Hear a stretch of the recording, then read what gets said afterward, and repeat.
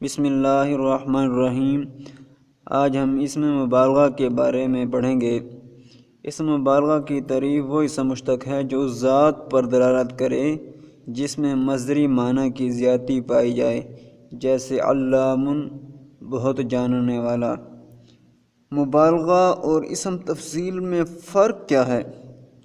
مبالغہ اور اسم تفضیل میں فرق یہ ہے کہ مبالغہ میں یہ زیادتی فی نفس ہی ہوتی ہے، جبکہ اسم تفضیل میں بنسبت دوسرے کے ہوتی ہے، جیسے ضراب، بہت مارنے والا، اس میں کسی دوسرے کا لحاظ نہیں ہے، اور اضرب من زید، بہت مارنے والا بنسبت زید کے۔ اس کے اوزان سماعی ہیں، یعنی جس طرح کے ہم نے عربوں سے سنا اسی طرح ہم ان کو استعمال کرتے ہیں۔ ان کے کوئی خاص قاعدہ کلیہ وغیرہ نہیں ہے، ان میں تذکیر و تانیث کے لحاظ سے کوئی فرق نہیں۔ البتہ کبھی مبالغہ کے لیے آخر میں تا بڑھا دیتے ہیں، جیسے رجل علامۃ، امرأۃ علامۃ، یعنی کہ بہت جاننے والا مرد اور بہت جاننے والی عورت۔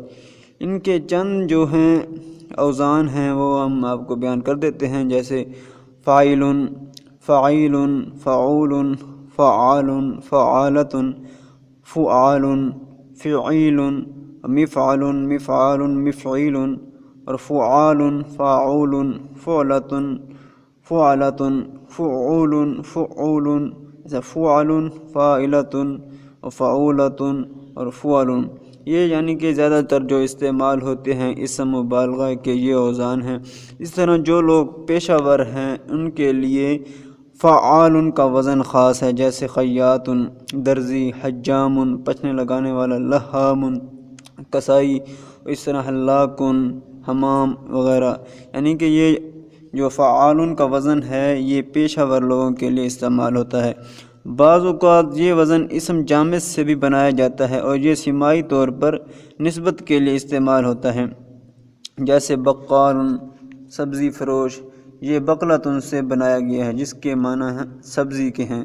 اور اسی طرح کل ہم انشاءاللہ صفت مشبہ کے بارے میں پڑھیں گے۔ السلام علیکم ورحمۃ اللہ وبرکاتہ۔